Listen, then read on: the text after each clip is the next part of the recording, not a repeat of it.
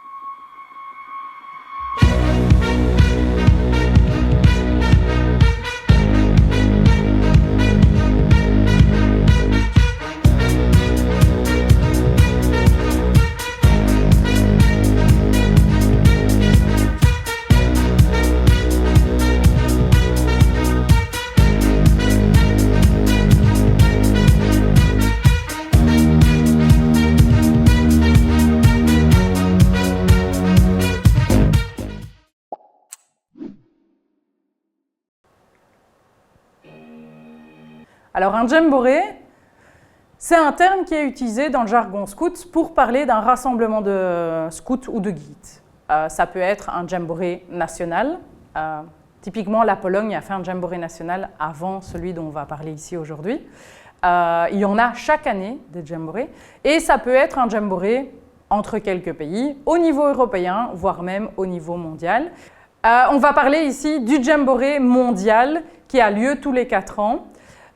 Pour le prochain, il est estimé à 46 000 personnes, scouts et guides du monde entier. Voici quelques photos d'ambiance de masse. Le prochain jamboree aura lieu en Pologne, à Gdańsk, et les dates même du camp à 46 000 personnes, c'est du 30 juillet 2027 au 8 août 2027. Et je vous invite à regarder une autre vidéo pour vous présenter Gdańsk et la Pologne. Welcome to Poland. Situated in the heart of Europe, Poland is a country steeped in rich history, diverse culture, and breathtaking landscapes. Bordered by Germany to the west, the Czechia and Slovakia to the south, Ukraine and Belarus to the east, and Lithuania, Russia, and the Baltic Sea to the north, Poland is truly a crossroads of European heritage and tradition.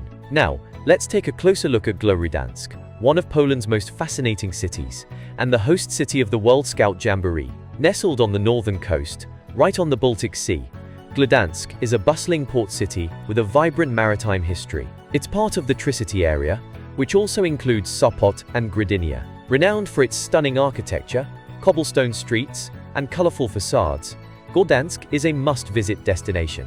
So, what can you expect when you arrive in Poland? First, let's talk about the people and their style. Poles dress smartly yet comfortably, with seasonal attire suited to the country's varied climate. Traditional clothing is often reserved for cultural festivals and features beautiful embroidered designs that highlight regional heritage. Poland is also a traveler's dream for its wide range of attractions. From the medieval castles of Malbork to the picturesque Tatra Mountains, there's something for everyone. In Gdańsk, explore the historic shipyard, stroll through the Long Market, or relax by the beach. And let's not forget the warm hospitality that makes visitors feel right at home. Poland, and especially the charming city of Gdańsk, offers an unforgettable experience filled with history, culture, and adventure. Avec cette vidéo, vous avez eu un premier challenge linguistique. Effectivement, le jamboree, on va parler anglais, mais chacun vient avec sa propre langue, que ce soit le japonais, l'anglais, le roumain, le français. Mais en jamboree, vous allez toujours avoir 3 langues officielles, toujours l'anglais, la langue du pays, donc ici le polonais, et pour ce jamboree, c'est la 3e langue choisie, c'est le français. Ça veut dire que vous allez avoir tous les documents proposés par l'organisation polonaise qui seront toujours disponibles dans ces 3 langues, ce qui inévitablement pour nous francophones est confortable. Et pendant les activités, peut-être pas que vous allez avoir un présentateur qui va expliquer chaque activité en français, mais au minimum, vous aurez un support qui donne l'explication dans votre langue. Comme tout camp scout, le Djemboré va avoir un thème qui va se dérouler sur la durée du Djemboré. Et ici, vous voyez le logo du Djemboré de la Pologne et on va en parler un peu plus de qu'est-ce qu'il représente. Donc ça, c'est le slogan choisi pour le Djemboré. Et si on décompose le logo, vous avez aller plus loin, franchir les obstacles et être courageux. Et donc, l'idée d'un Djemboré n'est pas de faire jouer des jeunes pendant 10 jours, mais comme le mouvement scout veut, on veut aider les jeunes à évoluer et aussi on veut profiter des Djemborés pour qu'ils rentrent dans leur pays et qu'ils influencent autour d'eux pour rendre le monde meilleur. Et donc, on veut influencer les jeunes à agir avec courage pour le futur de la planète et de la nature.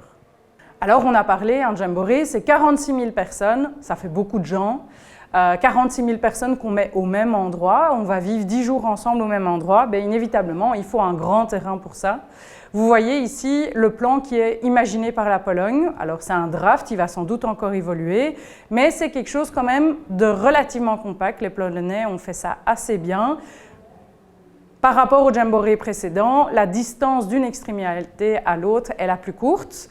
Alors, on va un peu parcourir ce plan et ça nous permettra de parcourir toutes les activités et fonctionnalités et ce qu'ils vont vivre pendant ces 10 jours sur le Djemboré.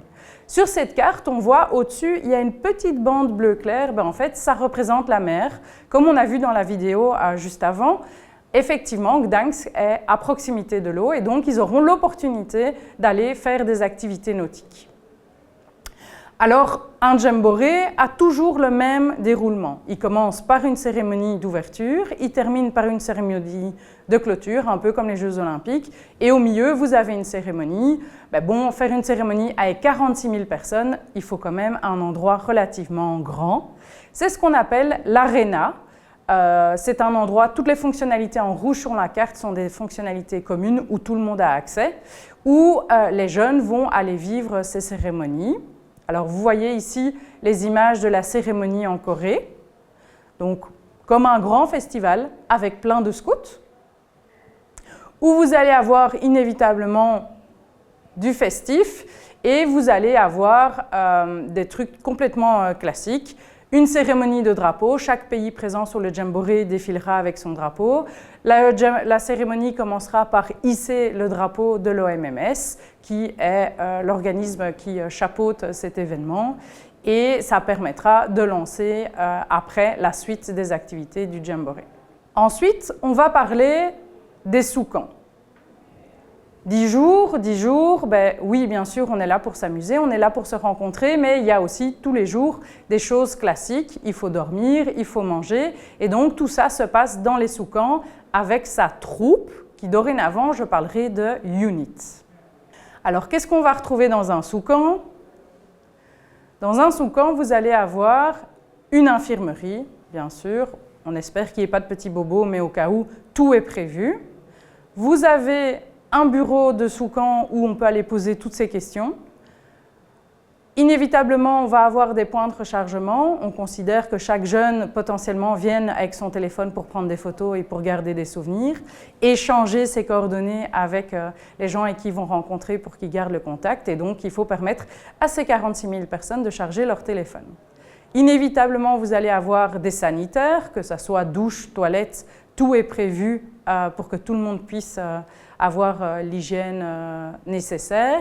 Et alors, vous allez avoir des supermarchés.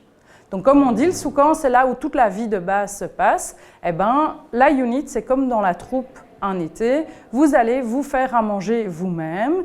Et avec les animateurs, vous allez définir le menu et aller faire vos courses au supermarché et cuisiner vos repas. Le système exactement des supermarchés varie d'un Djemboré à l'autre et sera précisé par la suite dans le projet. Et alors, inévitablement, on ne va pas faire un sous-camp avec tous les Belges ensemble, on va mélanger toutes les nationalités. L'objectif, c'est de faire des rencontres et une unit, une troupe belge aura autour d'elle des units de plein de pays différents. Quelques photos de la vie en sous-camp. Donc ici, vous voyez deux scouts qui font à manger.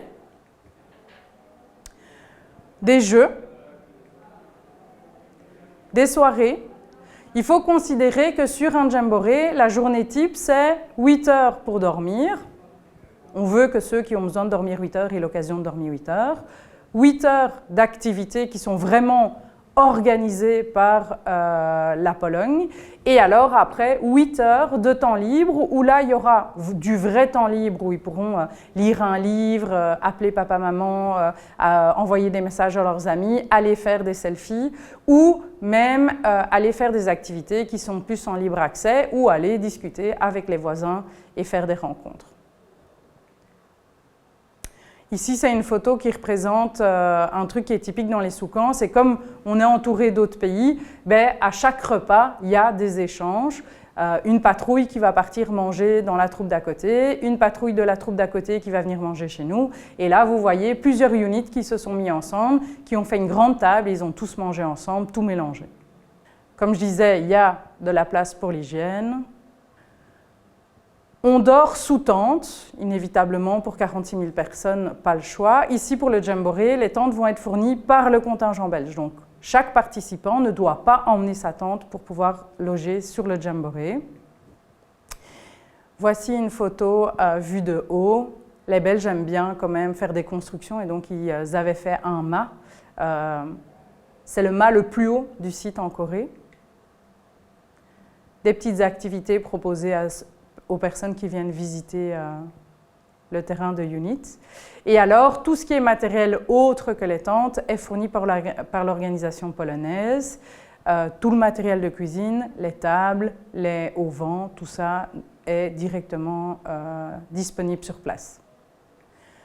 On revient au plan et on va maintenant parler des zones vertes. Les zones vertes correspondent au programme. Alors, au niveau international, quand on parle de programme, on parle d'activité. Donc c'est là où les 8 heures par jour dont je parlais là tout de suite, les jeunes vont avoir leurs activités. Les activités vont être très variées et vont en partie se faire sur le site du jamboree, mais aussi en partie à l'extérieur. On voit sur le plan qu'il y a un bus terminal, puisqu'il y a chaque jour environ 1/5 des personnes qui vont quitter le terrain pour aller vivre des activités en dehors. Alors voici quelques activités. Les activités que je vous montre, c'est les activités qui ont eu lieu lors du jamboree en Corée, mais ça reste le même genre d'activités, que ce soit activités sportives, rencontres, échanges artistiques, culturels. Ici, vous voyez, activités nautiques, comme je disais, on est près de l'eau, donc ça, inévitablement, chaque jeune aura l'occasion d'aller faire des activités nautiques. Une journée particulière au jamboree, c'est la journée internationale. Vous avez, chaque pays a la mission de représenter des choses typiques de son pays. Alors, dans les autres pays, on peut penser les danses folkloriques, les tenues traditionnelles, la nourriture. Alors ici en Corée, les Belges faisaient des gaufres et donc les gens se baladent, ont des activités, ont des choses à voir et ont des choses à goûter. Au centre de ce plan, vous avez la Jamboree Plaza et le World Scouts Center. À quoi correspond? C'est un espace central, donc c'est commun à tous les Soukhans, à tout le monde, et vous allez y retrouver toutes les fonctionnalités communes. Vous pouvez y retrouver une poste. Bah oui, on en voit quand même encore des cartes, c'est sympa, ça fait des belles images et des beaux souvenirs. Vous allez pouvoir y retrouver sûrement un shop avec différents gadgets à l'effigie du jamboree. Vous allez y retrouver les tentes de contingent. Alors, les tentes de contingent, chaque contingent va avoir une tente où il va pouvoir présenter son pays, ses particularités culturelles et aussi en quoi son scoutisme est spécial dans son pays. Ici, vous voyez une photo prise dans la tente de Taïwan où les visiteurs pouvaient se déguiser avec des masques traditionnels. Et alors, vous voyez ici, par contre, une activité qui était proposée dans la dernière tente de contingent du contingent belge. Et alors, le dernier truc caractéristique qu'on trouve au centre d'un jamboree, ce sont les food houses, qui sont des espèces de restaurants qui sont proposés par les pays. Classiquement, on a les Suisses qui proposent leur food house et qui vont proposer une raclette. Peut-être que la Belgique tiendra un frites-côtes lors du prochain jamboree. Ces restaurants, bien sûr, par contre, c'est de l'extra quand on parlera d'argent plus tard. Alors, comme on a dit, le Jamboree, on fait des activités, on a ces moments où on peut aller visiter tout ce qu'on veut, et on termine par la cérémonie de clôture. Ici, vous voyez les images de la cérémonie de clôture en Corée, qui, comme vous le savez peut-être, tout le Jamboree avait dû être délocalisé de leur terrain vers Séoul à cause d'un typhon, et donc ils avaient ici réorganisé la cérémonie de clôture dans un stade. Et alors, un Jamboree, classiquement, se termine par la transmission du drapeau de l'OMMS entre les organisateurs du pays actuel. Donc, pour nous, ce sera la Pologne, et qui donnera le drapeau aux organisateurs du suivant, et donc les Danois. Alors, une grande particularité de ce projet scout, c'est que les 5 associations Scouts et Guides de Belgique se sont associées pour l'organiser ensemble. Donc, dorénavant, vous ne verrez plus les 5 logos séparément, mais il n'y aura plus qu'un seul logo, GSB, pour Guidisme et Scoutisme en Belgique. Alors, inévitablement, pour faire un tel projet, il faut des bénévoles, des gens pour nous aider à organiser ça. On est presque 30 déjà dans l'équipe, tous bénévoles, personne n'est salarié, et qui travaillent sur les différentes thématiques, que ce soit la gestion des inscriptions, la gestion de la communication, l'organisation des units, le suivi des différentes fonctionnalités. Parmi toutes ces têtes, nous avons déjà un médecin qui accompagnera le contingent, et de façon à donner le meilleur encadrement au contingent. Maintenant, passons à la question que tout le monde attend. Qui peut participer au Jamboree? Je vais commencer par les animés, par les jeunes. On ne parlera plus d'animés à partir de maintenant, on parlera toujours de jeunes. Voici quelques photos de units. Ici, c'est les animateurs d'une unit. Les jeunes peuvent participer s'ils ont entre 14 et 17 ans inclus au moment du Jamboree. Ça veut dire qu'il faut être né avant le 30 juillet 2009. Si on est né le 30 juillet 2009, on peut quand même participer, mais on parlera juste après qu'est-ce qu'on peut faire.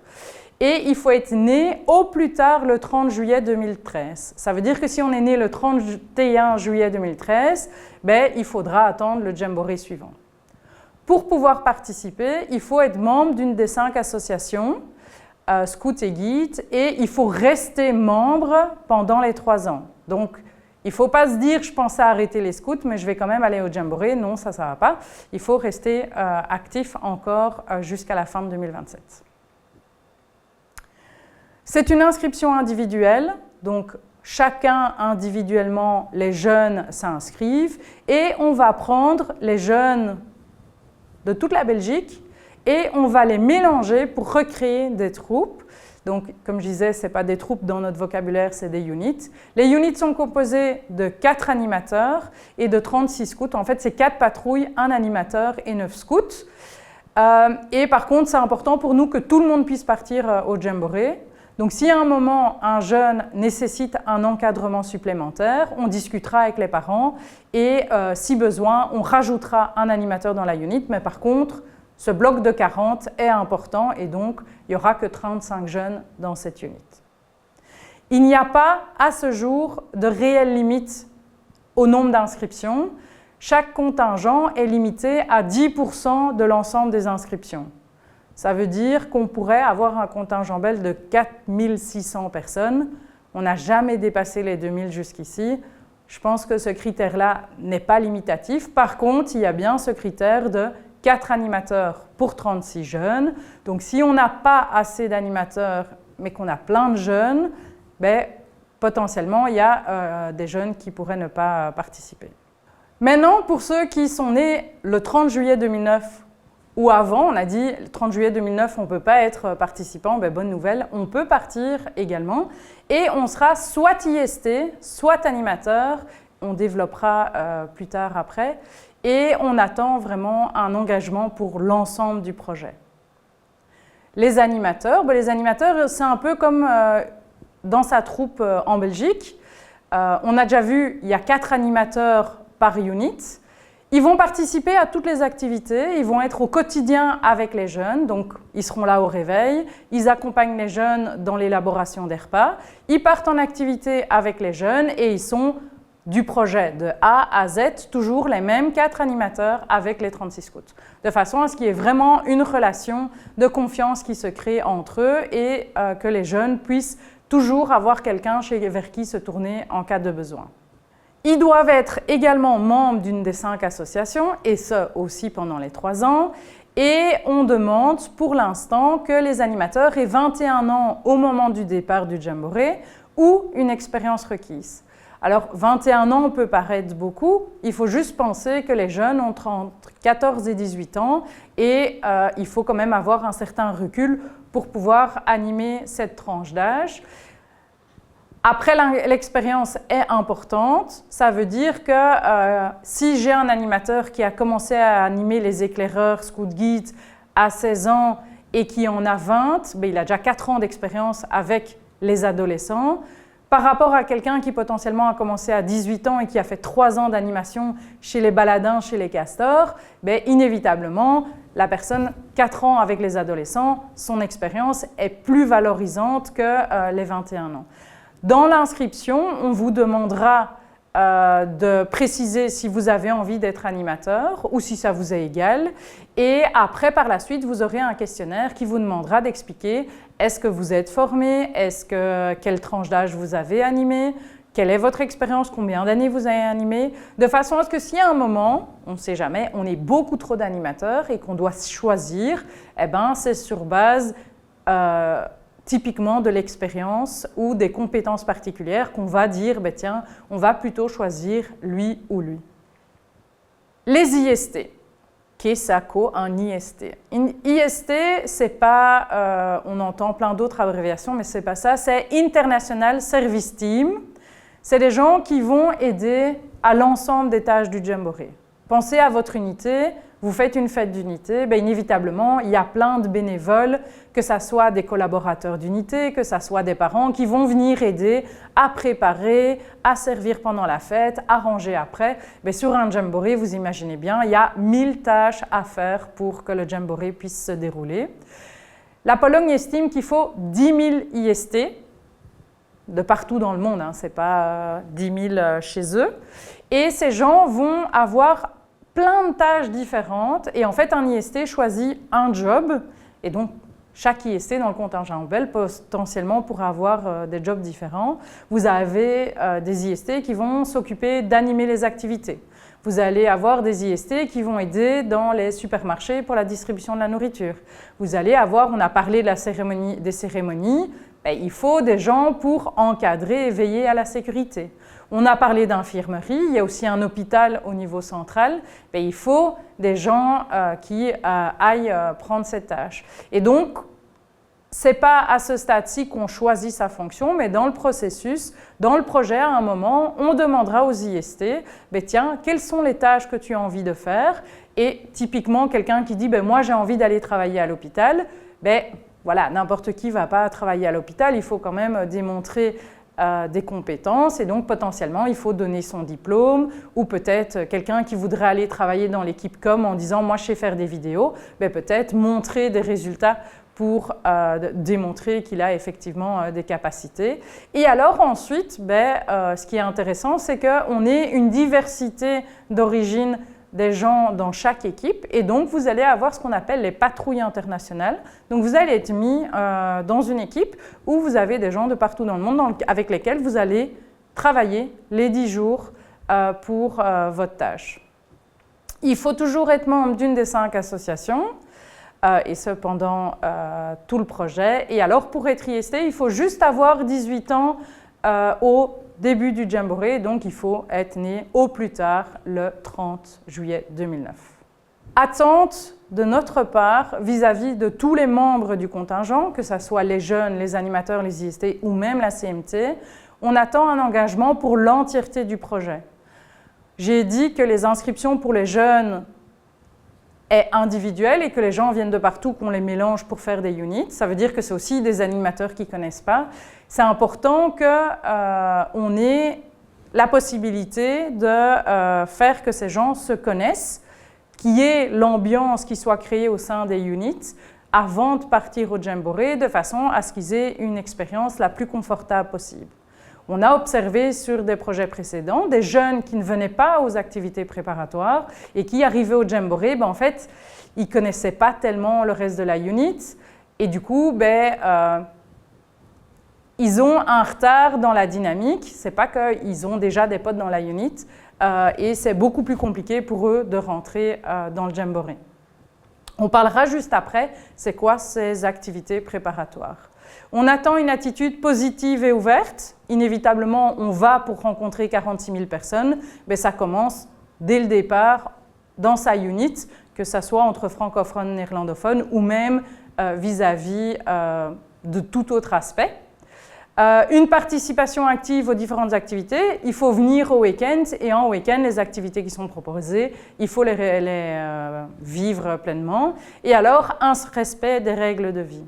Aujourd'hui, sur le site internet, vous pouvez trouver tous les documents et tout ce qui est cadrant par rapport au projet. Vous avez les règles de vie, les conditions générales où vous avez toutes les modalités par rapport au projet et vous avez également un texte par rapport à la confidentialité et la gestion de vos données personnelles. Je vous invite à aller les lire et n'hésitez pas à nous revenir si vous avez des questions. Ce fameux trajet préparatoire. Comme j'ai dit, il y a plusieurs activités pour que les gens se rencontrent, préparent le projet avant de partir. Vous allez avoir 2 week-ends pour les animateurs et les IST, pas spécialement ensemble, mais en tout cas, il y a 2 week-ends complets. Quand on parle de week-end, vendredi soir, dimanche. En général, c'est dimanche après le repas du midi. Et alors, pour les animateurs IST, il y a aussi 2 journées qui sont proposées. Les animateurs IST vont avoir leurs activités qui vont courir ici du premier trimestre de l'année Scout 2025-2026 et ce jusqu'au Jamboree. Pour les jeunes, il y a 2 week-ends de unit qui sont organisés. Ils commencent en avril 2026, donc on est un peu plus tard, mais malgré tout, ça déborde quand même sur 2 années Scout Guide. Et en week-end de unit, inévitablement, les animateurs partent avec, parce que les jeunes sont les animateurs, ça ne marche pas. Et alors, fort probablement que les IST seront invités à faire l'intendance.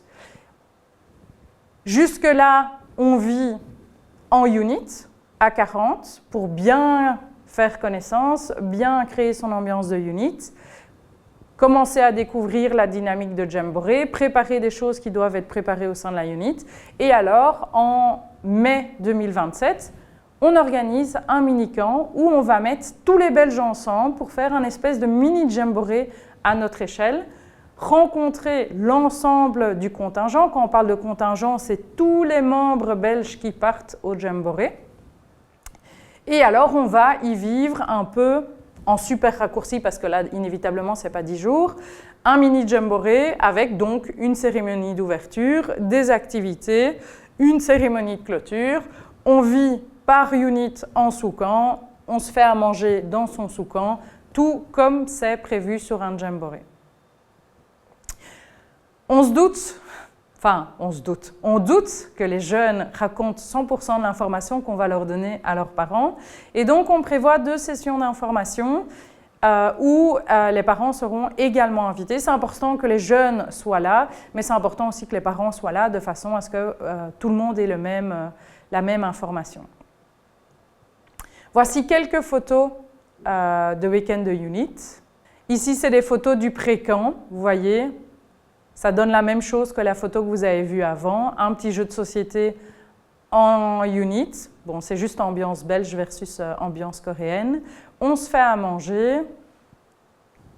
On a un trajet avant l'été 2027. On a un Jamboree de 10 jours. Mais pour nous, c'est important de ne pas mettre directement, partir de la Belgique et de mettre directement les units sur le terrain du Jamboree. Et on va avoir ce qu'on appelle le pré-camp. Le pré-camp va se passer en Pologne. On vise, ce n'est pas encore organisé, ça dépend aussi de la taille du contingent, on vise 5 jours où on va remettre les units ensemble, mais quand même malgré tout avec toutes les autres units autour, et on va aller découvrir la Pologne et aussi faire des activités entre units. L'objectif, c'est qu'elles se retrouvent, qu'elles remettent leur ambiance en place, que chacun retrouve ses marques et puis on va sur le site à 46 000. Ici, vous voyez quelques images du pré-camp en Corée. Alors, inévitablement, c'est un peu compliqué de comparer un pré-camp en Corée et un pré-camp en Pologne, mais ça donne quand même une idée et c'est quand même le même genre d'activité.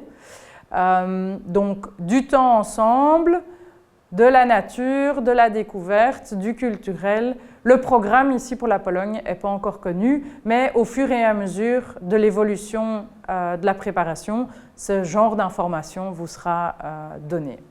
Alors, info importante, on dit qu'on veut un engagement tout au long du projet, on veut que les jeunes soient, alors je dis les jeunes, mais c'est valable pour les animateurs et les IST aussi, on veut qu'ils soient présents sur les week-ends, les dates sont fixées dès le départ, connues dès le départ et ce jusqu'à fin 2027, afin que dès que vous décidez de vous inscrire au Jamboree, vous les notiez dans votre agenda et que vous puissiez ne pas les louper. Voici donc la fameuse session d'information pour les parents. La première en 2026 sera en ligne. On estime que le niveau d'information ne sera pas suffisamment évolué pour faire une grande session et c'est quand même un coût de faire déplacer tout le monde. Et par contre, celle de 2027 sera, elle, en présentiel. Vous avez un premier week-end de unit qui aura lieu en avril 2026, un deuxième week-end de unit qui aura lieu en novembre 2026 et le mini-camp qui aura lieu en mai 2027.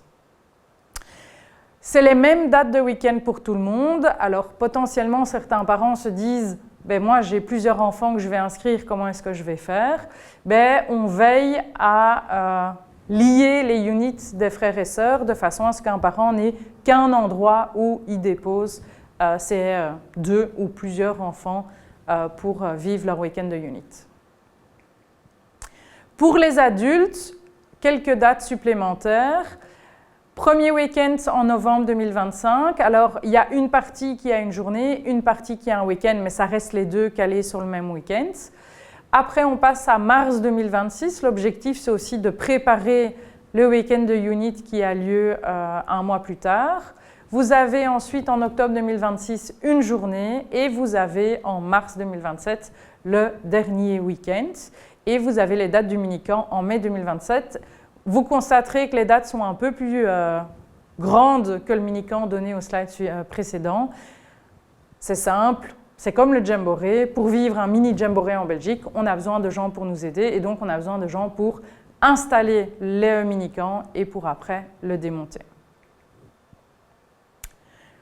Été 2027, donc on a vu que le Jamboree c'est du 30 juillet au 9 août.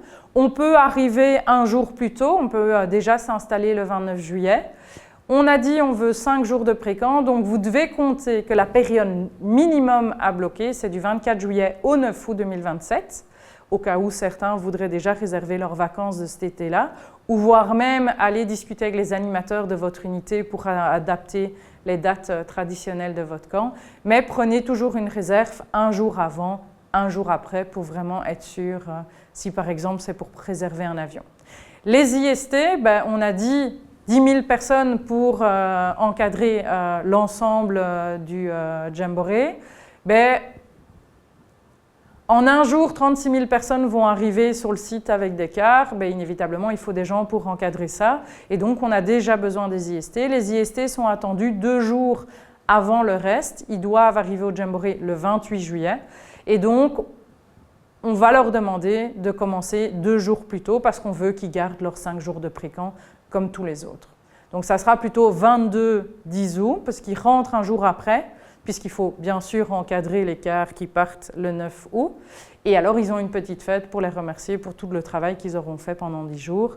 Et du coup, c'est 2 jours avant, 1 jour après, mais prenez toujours un jour de réserve de chaque côté. Combien ça coûte ? 2 500 €. C'est un montant qui paraît grand, mais ici, on vous a donné le détail du découpage. Ce montant est tout compris, sauf comme je disais plus tôt dans la présentation, la frite aux frites Côte de Belge, là c'est de l'extra bien sûr, mais par contre vous avez les frais d'inscription représentés en bleu clair, 1 500 € des 2 500 €, c'est la plus grande partie des frais.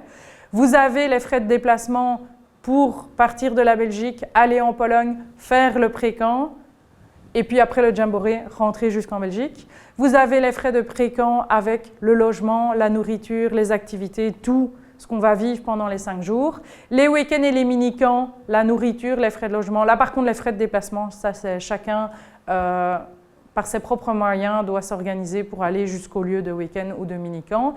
Et à la fin, vous avez ces 6% de varia, c'est des frais généraux, mais vous avez aussi les goodies. Alors, tout le monde reçoit un foulard pour avoir un foulard commun pour toute la Belgique, puisqu'on a chacun une chemise différente et on garde sa chemise d'origine pour partir au Jamboree. Vous avez, il aura inévitablement ces couleurs-là avec par contre le logo du Jamboree qui sera choisi. Pas encore connu ce logo. Et alors chaque jeune, chaque membre du contingent reçoit aussi d'autres gadgets, que ce soit pour son utilisation personnelle ou typiquement les foulards. Il y en a un pour soi qu'on doit garder jusqu'à la fin du Jamboree, mais on en reçoit sans doute minimum 2 en plus pour pouvoir faire des échanges. Et alors, il est également possible d'en acheter en plus. Et bon, ça, inévitablement, c'est de l'extra. Donc, comme j'ai dit, ces 2 500 €, c'est tout compris. Ça veut dire que si à la fin, on a des soucis financiers, le projet en négatif, ben, on ne vient pas toquer à votre porte pour demander de l'argent en plus.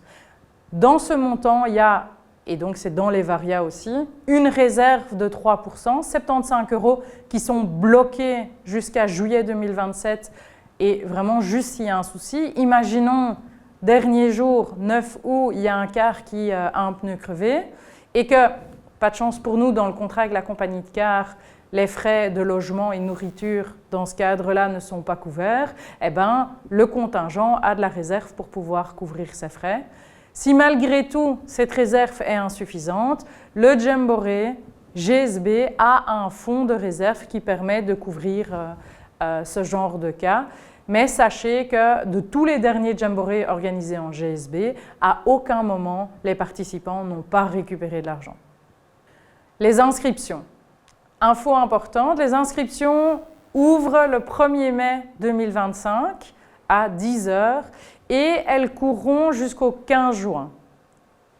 Ça veut dire que jusqu'au 15 juin, on laisse les gens s'inscrire et nous, on fera tout ce qui est possible, dans les limites de nos possibilités, pour permettre aux gens inscrits avant le 15 juin de participer. Ça veut dire que si, quand on arrive le 15 juin, on a encore 100 jeunes inscrits, mais pour lesquels on n'a pas d'animateur, ben, on va faire des campagnes de recrutement d'animateurs en plus pour essayer de chercher ces 12 animateurs nécessaires pour permettre à ces jeunes de partir.